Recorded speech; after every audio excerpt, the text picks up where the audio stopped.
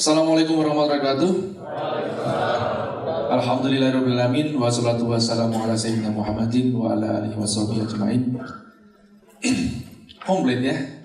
Oh, ada yang potong rambut ya, kelihatan tuh ya. Christina artisnya. Banyak artis ini. Dan yang jelas networkingnya sangat berkualitas. Kenapa berkualitas? Hampir 500 orang yang daftar, yang hadir di sini hanya 140-an. Betul gak? Filternya sangat ketat banget. Yang dapat D, D itu dimaafkan. Ya, dimaafkan. Gak usah takut. Gini ya, Anda gak usah berkecil hati, karena yang dapat A cuma 1.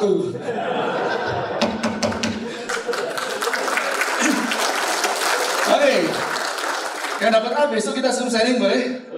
Pokoknya kalau ada pertanyaan-pertanyaan dia yang jawab boleh? Ya udah. Pada penasaran siapa dapat A? Oke, Anda kalau dapat C itu juga belum tentu itu nggak baik gitu loh. Jadi gini ya teman-teman, saya pada dasarnya kan Anda kan diminta untuk meresume, betul kan? Meresume materi dari formula. Kemudian diberikan soal, menjawabnya dengan formula. Nah, jangan dengan formula yang lain. Ya, dengan formula yang lain gitu kan. Bukan berarti kita menyalahkan formula yang lain, tidak. Ini kan ada formulanya juga. Iya. Ini nggak ada adabnya. Paham ya? Ini ya, kawan-kawan. Saya belajar NLP kepada satu guru doang. Kecuali guru saya ini sudah khatam kan. Sekarang sudah khatam, alhamdulillah.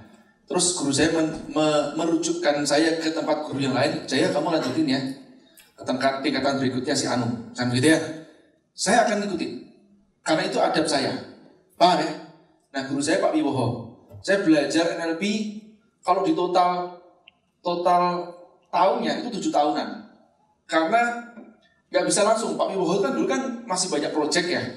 Jadi setahun itu cuma ngisi 3 kali paling gitu loh. Kita nungguin materi trainingnya, kapan keluar, 3 atau 4 kali. Jadi satu materi, misalkan personal power nih, ketinggalan gitu, nggak bisa ngikut, tahun depan baru ikut.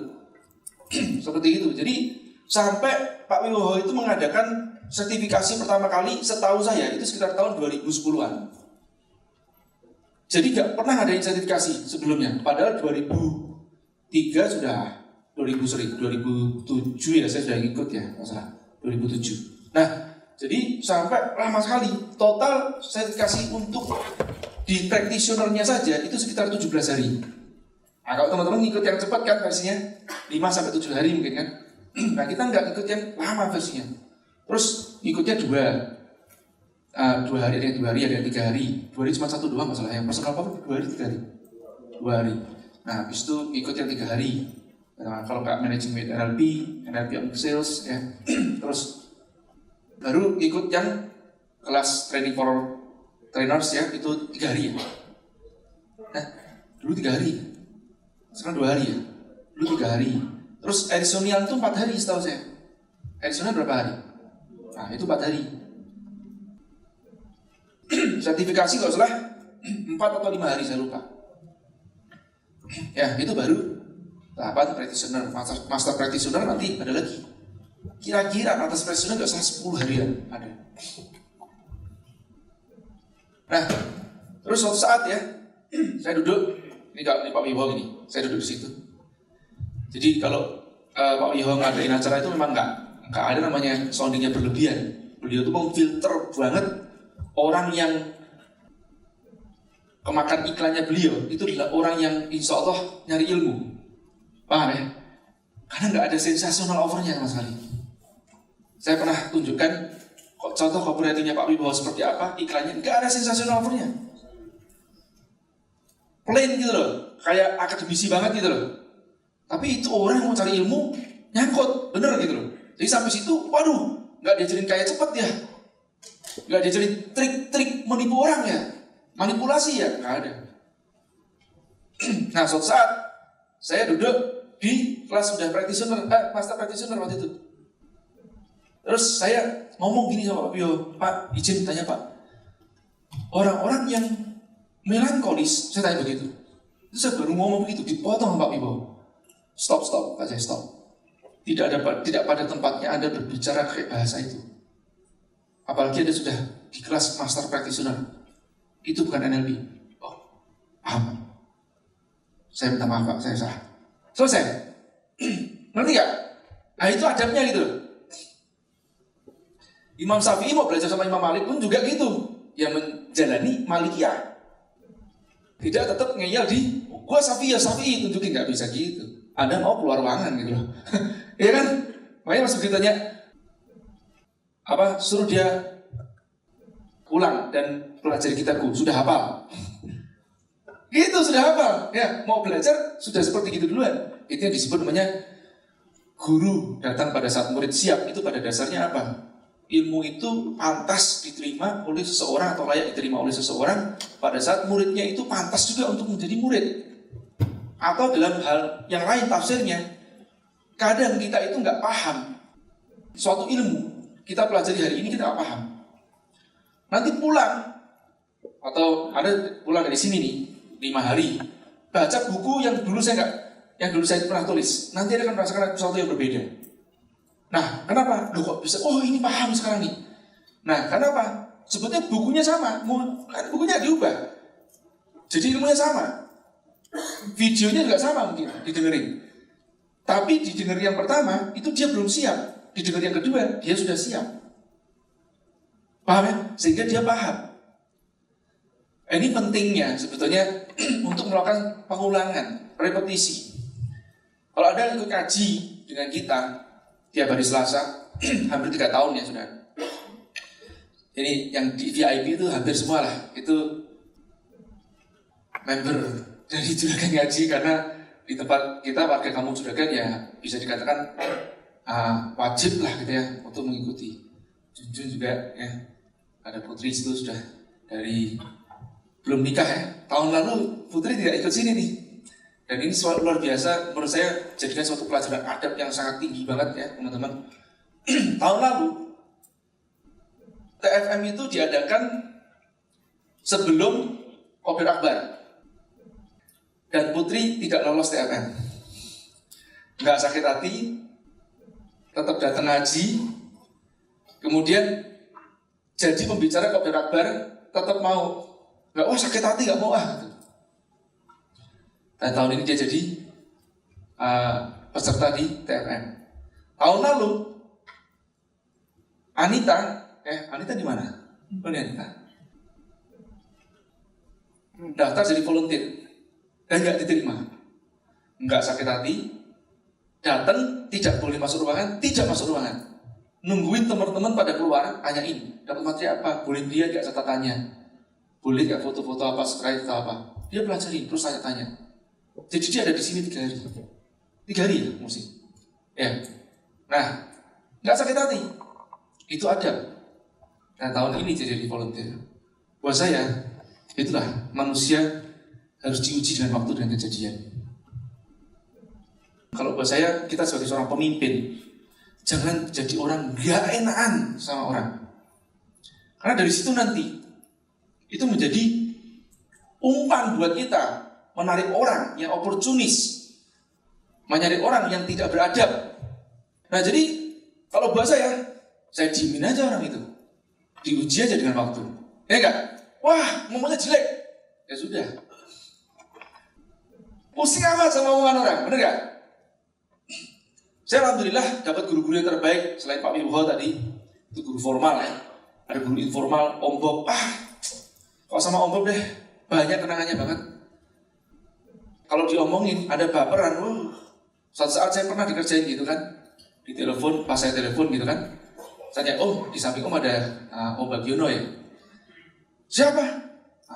Saya bilang, itu X atas budaya Prancis. Emang gue pikirin dia mau siapa, urusan bukan gue nih. Dia bilang gitu kan, bukan urusan gue, dia bilang gitu kan. Kenapa kamu tanya-tanya begitu? Enggak Om. Tadi Om Bak bilang katanya sampingnya Om. Terus, tai kucing bukan urusanku. Dia bilang gitu kan. Kenapa sih Om marah-marah pagi-pagi? Dan saya bilang, coba bercanda kita aja. Ya kita jadi murid. Iya gak? Ketawain aja. Sehat-sehat Om ya. Jangan marah-marah. Nah, gitu aja. Terus habis itu, ntar. HP-nya dioper ke tempatnya Om Bagiono. Memang ada di situ orangnya. Jadi pura-pura aja gitu kan ya. Apa, ngerjain lah gitu ya. Karena ya kalau Anda mau didik orang, ya Anda harus hajar dia gitu ya. Kalau enggak ketahuan kualitasnya. Bagaimana dia masih bisa tetap positive thinking kepada Anda gitu loh. Ngerti ya? Anda kalau mau tanya gitu, tanya sama Pak Ais dulu. Itu udah paling banyak mungkin Pak Ais ya. Ya, beda ya. Kalau beda jangan dimarahin lah. Ya. Penda dulu adalah volunteer TFM 2. TFM 2. Bukan ruangan ini ya, satu lagi yang lebih gede. Ya, semakin kesini harusnya semakin terfilter banget sih. Venda volunteer di TFM 2. Saya nggak kenal sama sekali. Cuman saya melihat, saya selalu berpikir apa hal-hal yang kecil yang membuat perbedaan besar, bukan hal yang besar. Kalau lihat orang kerja di depan kita, pas ada kita, itu wajar. Ya, saya cuma melihat. Saya bilang kan sama Mbak Cindy, itu siapa itu? Apa? Yang bersih-bersih di lorong-lorong kan waktu itu kan ada kayak tangga ya. Nah, di bawahnya tangga gitu kan. Ya kelihatan bersih-bersih dan tidak kelihatan saya gitu loh ya. Saya dari jauh gitu cuma lihat aja. Terus akhirnya saya bisa panggil, sini. Kamu bisa apa atau kerja apa? Oh, ada waktu itu jahitan ya atau apa ya? Lupa. Nah, mau magang nggak tempatku? Langsung dia mau. Ya, alhamdulillah dapat jodoh tempat saya juga. Di UB juga. Ya, kita berharap gitu juga sih dapat jodoh sekitar lingkaran-lingkaran dalam sekarang. Kalau agak sedikit lingkaran keluar, ntar. Sebentar, sini panggil sini duluan. Saya gitu kan. Ini istrimu tukang ngatur nggak? Kalau dia tak cari jodoh di tempat lain aja. Ya, tempat kita nanti masih banyak. Ya. Karena saking pentingnya buat saya itu melahirkan generasi-generasi berikutnya berkualitas, ya, terutama masalah adab. Baik. Nah, menjadikan diri kita itu mudah dilatih gak mudah.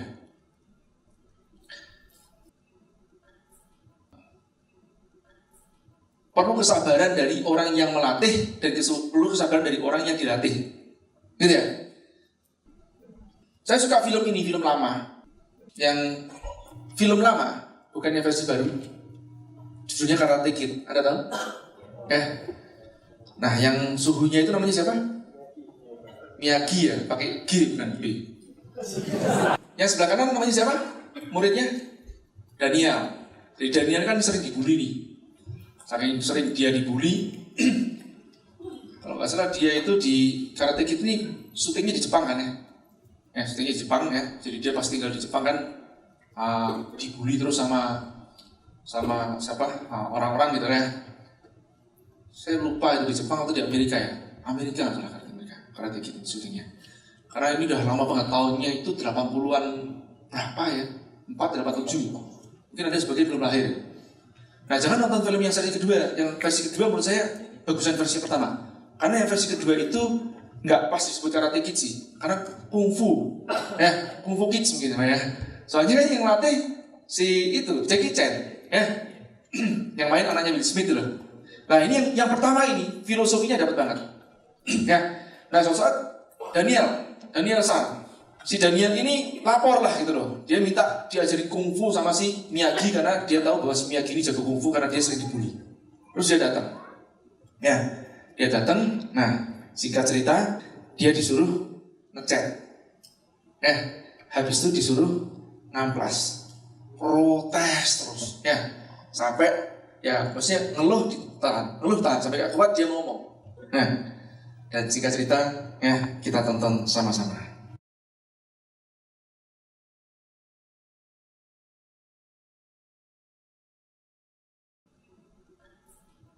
Jadi orang mau belajar tuh harus punya kesabaran, betul? Ada yang kita nggak ngerti apa yang diinginkan oleh guru kita. Kalau Anda melihat tadi, adegan tadi sebenarnya tuh detail banget. Saya suka kalau Hollywood ya buat film ya. Sangat detail banget dari ekspresi apa semuanya diperhatikan banget. Oke? Baik ya. Rendah hati membuka pintu keilmuan kemudian rezeki. Kadang kita itu tidak rendah hati dan tidak sabar untuk belajar. Makanya susah bagi kita. berkah nggak dapat, ya ilmu nggak dapat. Banyak begitu kan? Kenapa kok di zaman dulu lebih banyak menghasilkan kiai dibandingkan mungkin zaman sekarang?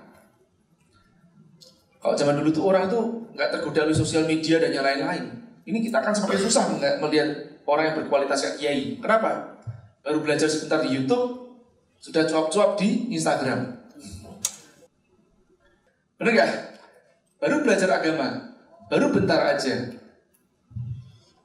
Baca juga masih dari terjemahan. Arabnya gondrong-gondrong Mas Yan. Arab gondrong aja artinya apa? Sudah cuap-cuap di Instagram.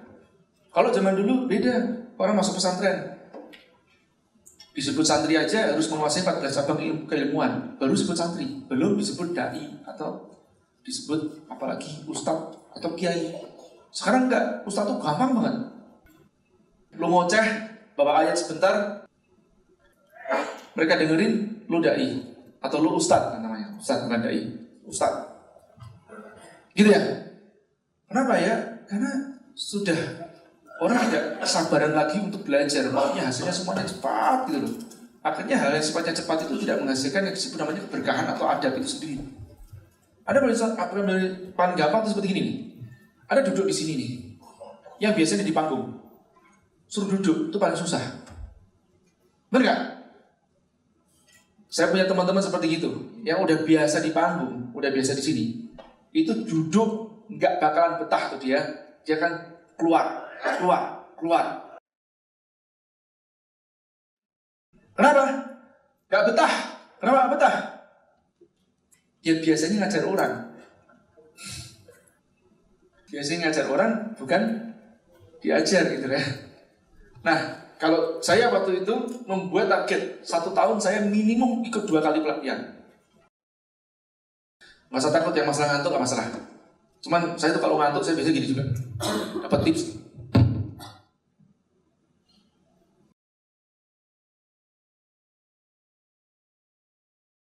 Kalau belum pas nggak tawarin temennya. Suatu saat saya tanya kepada Pak Biwo, Pak, izin Pak, Bapak tahu sendiri saya kan pengikut Bapak. Maksud pengikut nih, saya ngikutin semua trainingnya Bapak. Nah, tapi kenapa ya? Kalau Bapak ngomong saya ngantuk, saya bilang gitu. Terus Pak Biwo bilang begini, oh nggak apa-apa. Ngantuknya Pak Jaya itu kan tidurnya tidur ayam. Jadi maksudnya nggak tidur beneran. Kan kita ya. Nah itu gelombang tetanya kebuka.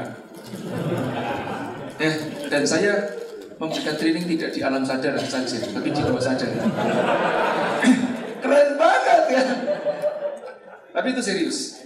Kalau Anda ikutin trainingnya seperti kualitas Pak Biwo ya, kayak kelihatannya cuma ngoceh sana sini, tapi sebenarnya Anda akan belajar sesuatu. Karena bahasa tubuhnya dia itu memprogram kita. Ya, benar. Di bahasa tubuhnya itu dia itu kayak teknik-teknik yang keringnya yang dia lakukan, dan itu sudah di bawah sadar atau unconscious kompetent. Kata-kata konsistensinya, kata-katanya beliau itu sudah di bawah sadar semuanya. Seorang master trainer akan mengerti film tadi berkualitas seperti apa. Termasuk juga kalau Anda perhatikan, tadi ada pengumuman tuh. Pengumumannya nggak seperti biasanya kan? Ya nggak? Anda langsung tren di situ, lihat itu. Ngerti ya? Itu disebut namanya pattern interruption. Oke, dalam teknik induksi Ericksonian model disebut namanya pattern interruption, penginterupsian pola yang tidak biasanya ada. Jadi kalau yang masih baru belajar dari Ericksonian, bukan berarti pattern interruption itu handshake pattern interruption gitu, bukan begitu. Ya, itu pattern interruption. Anda berdiri di depan panggung yang biasanya ngomong Assalamualaikum warahmatullahi wabarakatuh, terima kasih Bapak Ibu sekalian. Nah, nanti dia ngomong gitu, ngomong Lek, tolong mic-nya gedein lagi, Lek. Nah, ini cuma testing aja, Lek. Gak usah, Lek, cukup. Cuma dites. Itu pattern interruption. Paham ya? Jadi nanti kalau Anda belajar knowledge trainingnya, materi trainingnya, Anda juga harus belajar how to train-nya atau how to deliver-nya. Ngerti gak?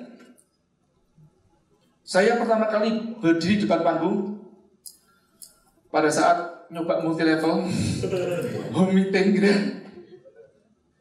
Berapa orang lah, mungkin 5-10 orang nggak sampai di depan panggung gini kan, gini, gitu ya. Selamat malam teman-teman semuanya. Terima kasih atas kehadirannya. Gitulah. Pulang saya dongkolnya setengah mati, kenapa kayak gitu ya? Mulai belajar ya. 2004 saya sering kan, karena sering sharing sama teman-teman gitu kan, terus ada yang menyeminarkan saya. Ya, terus udah saya seminar apa. Saya masih simpan, ternyata kemarin saya filenya ada. File saya seminar 2004. Itu yang saya gak pernah mau putar lagi. Saya kemarin sharing tuh sama di Kamu Juragan. Kenapa? Karena saya ngomong tuh kayak orang mencret-mencret. Cepet banget. Ngomongnya belibet dan cepat-cepat gitu loh. Saya kalau begitu selesai acara gitu kan, saya kayak nonton gini. Hapus ya. Awas sampai beredar. Saya gitu kan tuh. Benar. Yang awal-awal dulu judulnya Who Wants to be an Entrepreneur. Pas zamannya Who Wants to be a Millionaire tuh, saya buatin pesertanya begitu. Terus habis itu saya lupa 5 apa ya, elemen atau apa, saya lupa namanya. Yang kedua itu apa? Saya ingat yang ada rekamannya. Setelah itu saya mulai belajar. Wah sebentar nih, aku nggak puas dengan cara seperti gini nih. Sebetulnya saya ini nggak suka di panggung. Saya lebih suka one on one gitu loh. Cuman kan kecapean nih kan. Sampai istri saya dulu bilang begini, kamu kok tiap hari kok ngurusin orang terus? Dibayar enggak? Bayarin dia. Kan kalau ke kafe, yang namanya kita kumpulannya UKM, gitu ya? UKM yang kan misqueen kan? Iya nggak? UKM kan gitu kan? Saya itu makanya jarang punya teman kaya gitu. Jadi kumpulnya misqueen gitu. Dia mau, Mas, mau belajar bisnis? Ya sudah, tunggu di kafe ini. Nah gitu ya. Kayak sama Andi Ajo tuh, dulu dia gitu juga sama Ajo. Oh tuh, dia tuh gitu juga tuh. Ayo pesen, kan diolah-olah itu kan pesen. Diam dia. Ah gini nih, gini. Diam gitu. Sampai terakhir gitu kan, diam terus. Dia ngomong gini, Pak, Andi, cuma 50.000 Pak. Buat apa? Nah nanti ini Pak Andi nggak bisa bayarin Bapak makan, minum. Sok-sokan kamu ya. Udah aku yang bayarin tahu. Itu kan dia. Ya. Makanya dia punya kebanggaan kalau dia bisa bayarin saya dia. Ya. Tapi buat saya ya itulah mental kayanya si Andi ya. Jadi merasa kayak malu banget dia mungkin ya dibayarin sama orang. Nah di tempat Kamu Juragan tuh spesialnya salah satunya rebutan bayar ya. Kayak kalau makan rebutan bayar. Tahu-tahu di kasir, tahu-tahu ke toilet izin atau apa. Terus gila. Dia membayar lebih cepat daripada bayarannya sendiri. Oke. Baik teman-teman, saya kepengen banget ya di TFM ini. Itu saya nggak mau ngejar setoran lagi kayak 3 hari ya, waktu kemarin-kemarin kan. Terus teman-teman wah sampai kecapean, terus nggak paham. Saya kepengen teman-teman paham banget, meskipun sedikit. Jadi kalau ada pertanyaan langsung katakan aja. Apapun ya, nanti ada boleh menanyakan kepada saya ya seputar masalah materi yang nggak jelas atau apa. Saya kepingin benar-benar Anda tuh sangat jelas, sangat paham sekali, tidak setengah-setengah. Contoh ya, kalau Anda perhatikan baik-baik film tadi itu sebenarnya berbicara banyak hal, tahu nggak? Seorang master trainer itu seperti master chef. Master chef itu gini nih, ngicipin sesuatu, lidahnya bisa mengurai. Ini terdiri dari ini, sama ini, sama ini, sama ini.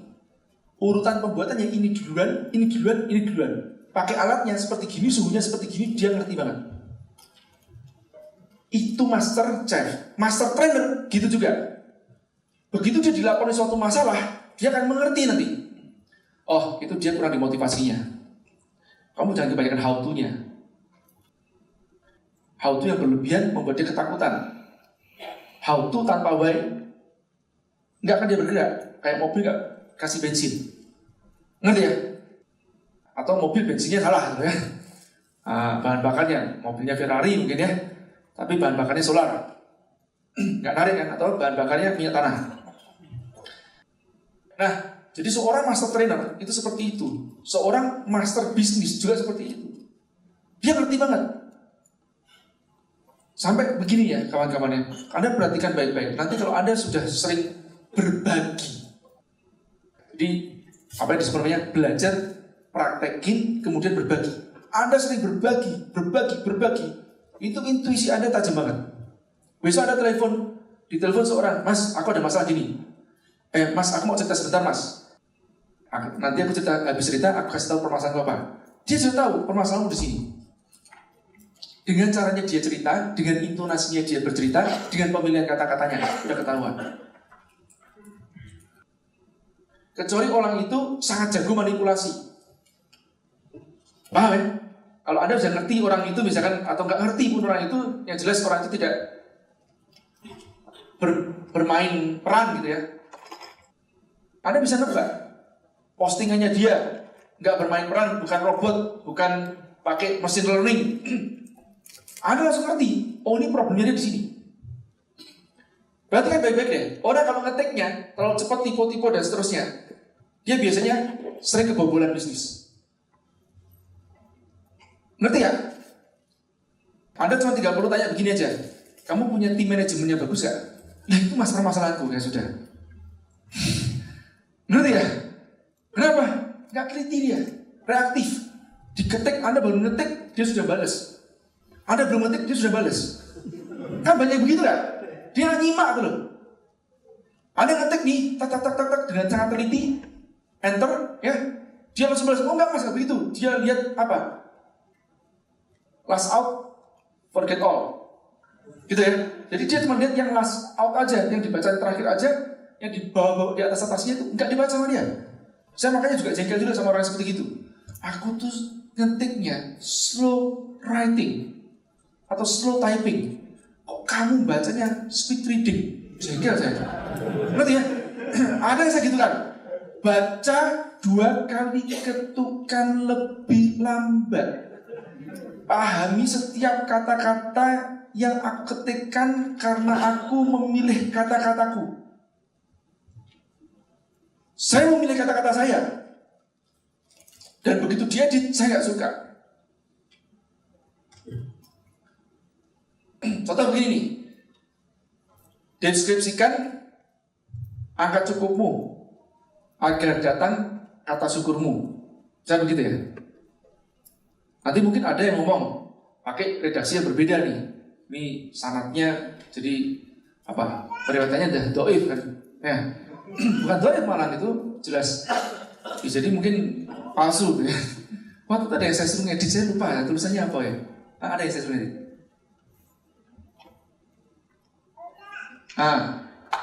Coba tadi perkataan saya diulang. Ada yang bisa, angkat tangan yang sebelah sana, ngulang satu mas. Tadi saya ngomong apa mas? Masalah angka cukup. Deskripsikan angka cukupmu agar muncul angka syukurmu. Agar muncul ya. Muncul tuh nongol sendiri gitu. Baik. Masih oke lah, mending. Gak salah banget. Apa benda yang waktu itu diomongin? Oh iya, maka. Ya, agar sama maka. Deskripsikan angka cukupmu agar datang kata syukurmu. Itu diganti maka datang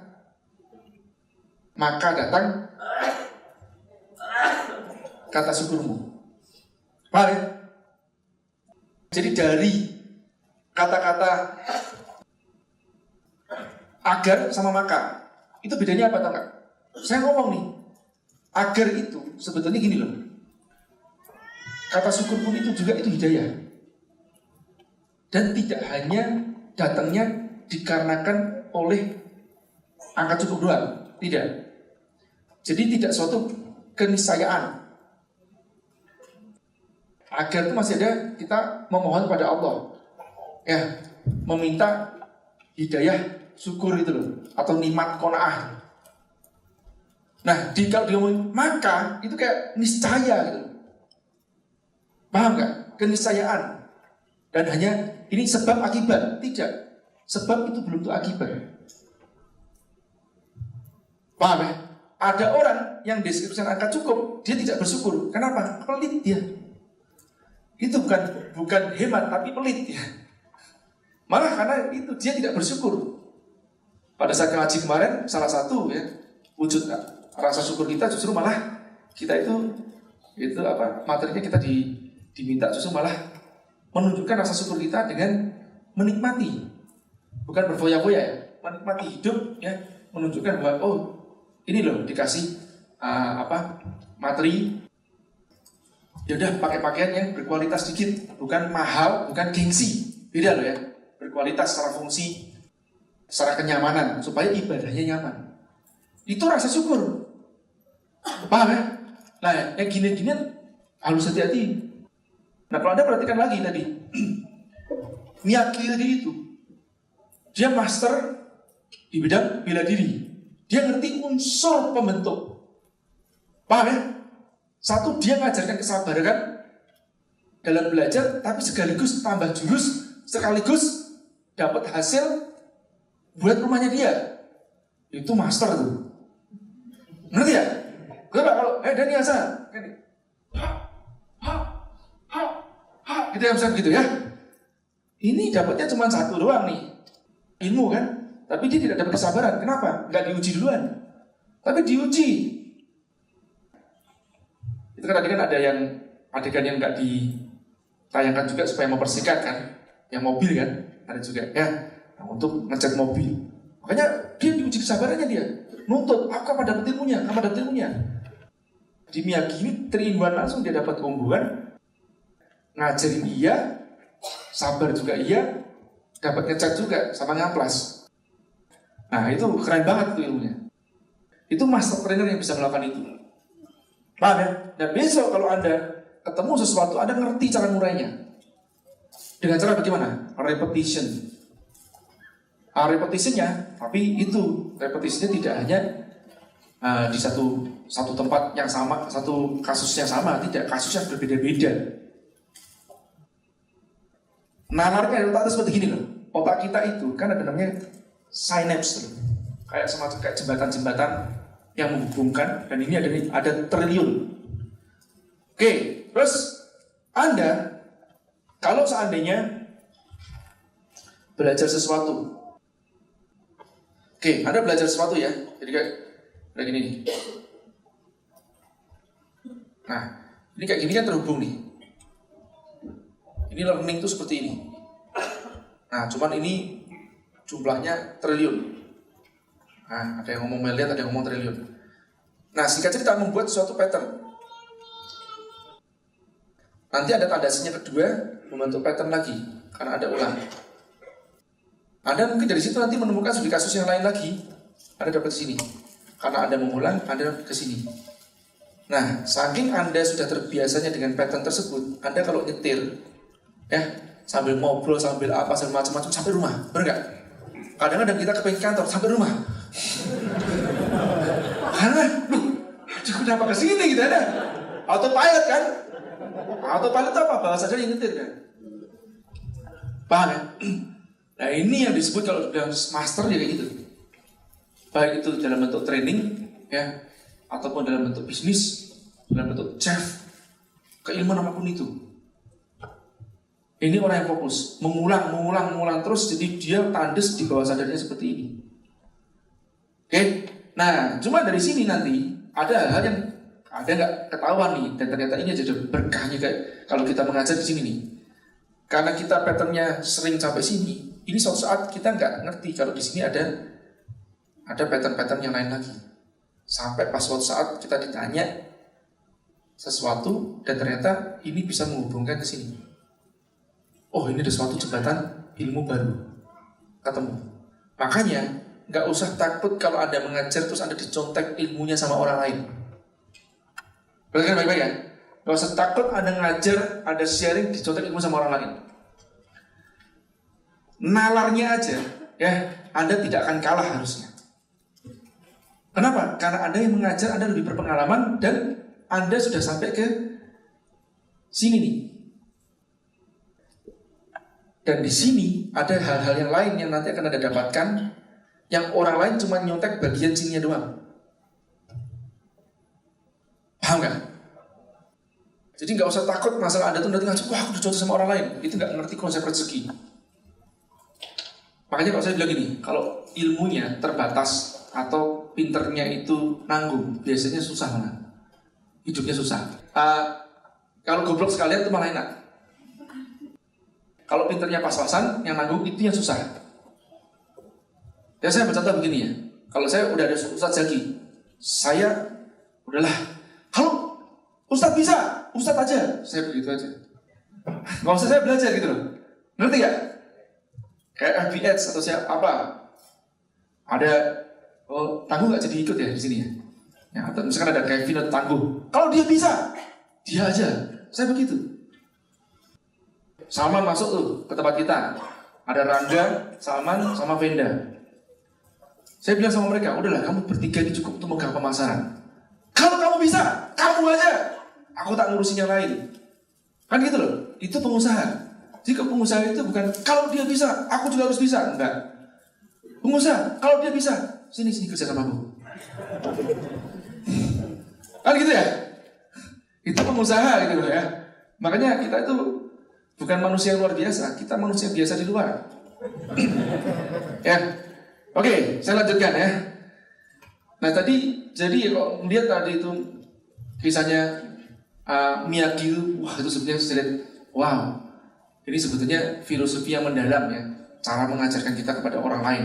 Kita seringkali anak ingin membahagiakan semua orang, takut nyinggung orang, termasuk takut nanti disakiti oleh anak didik kita dengan kata-katanya.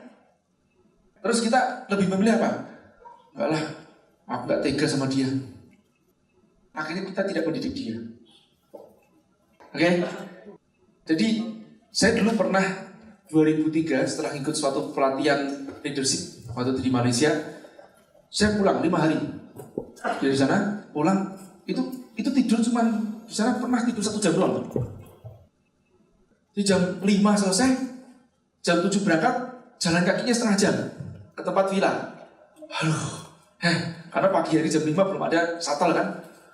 Terus habis itu tidur 1 jam, bangun, mandi, berangkat lagi. Kayak kata-kata gitu. Nah, tapi pulang itu saya 3 minggu saya merenung. Terus saya memikirkan, iya, suatu pertanyaan, kalau aku bisa jadi apapun, aku bisa dapat materi, ya, aku mau jadi apa? Kan gitu ya? Dalam arti apa? Selebihnya dari saya itu apa? Nah, terus waktu itu keluar satu kata, pelatih lah istilahnya. Istilahnya pelatih, sebetulnya call-ku, panggilanku, melatih tapi bisnis. Tapi tidak dibayar loh, saya nggak mau dibayar dalam hal itu. Memang saya kepingin berbagi aja. Nah, maksudnya pelatih itu apa? Saya tidak suka saya sebetulnya forum yang terlalu banyak. Melatih maksud gini, saya itu mungkin terpengaruh oleh ayah saya. Ayah saya itu nggak bisa melihat orang tidak bertumbuh. Di rumah saya tidak pernah sepi. Dalam artian tidak ada orang di rumah saya yang tinggal dari luar keluarga saya. Enggak. Rumah saya selalu ada orang yang ditabung sama ayah saya. Dan bukan keluarga. Saya pernah ceritakan waktu masih belum punya anak. Jadi mama saya hamil anak pertama. Ayah saya pun nampung 4 orang Bali. Suku Bali asli. Dan di rumah kontrakan. Saya melihat ya, ayah saya itu setiap kali ketemu sama orang kayak diajak ngomong untuk diberdayakan gitu loh, untuk ditumbuhkan begitu loh. Terus saya melihat, wow, sampai saya pernah juga makan di luar kota, waiternya ya salah lah menyajikan atau apa. Selesai itu dipanggil, mbak boleh kesini sebentar. Ayah saya satu kayak saya. Tapi ngomongnya kenceng kayak saya, ngomongnya gitu kenceng. Kadang-kadang teriak-teriak gitu juga. Terus nih Mbak ya, saya kasih tahu ya Mbak ya. Tadi tahu nggak ada salah apa? Nggak kasih tahu gitu ya? Nggak tahu Pak. Nah, saya kasih tahu ya. Tadi Anda nih harusnya gini. Besok lagi jangan begini, Pak. Begini, coba gini. Betul nggak? Iya Pak. Maaf Pak. Ya sudah. Terus saya bilang gini di mobil. Papa ngapain sih kok repot-repot ya? Ngajarin orang yang besok juga kita nggak akan ketemu. Loh, ya tugasnya Papa tuh nyampein dan didik mereka. Urusan mereka nanti ketemu sama Papa nggak lagi, itu bukan urusan Papa. Nah, itu saya terinspirasi banget dari situ. Nah disitulah saya mendeskripsikan diri saya, oke, aku akan bermanfaat dari jarum itu. Tapi tentu aja ngajarin bisnis, bukan ke yang lain.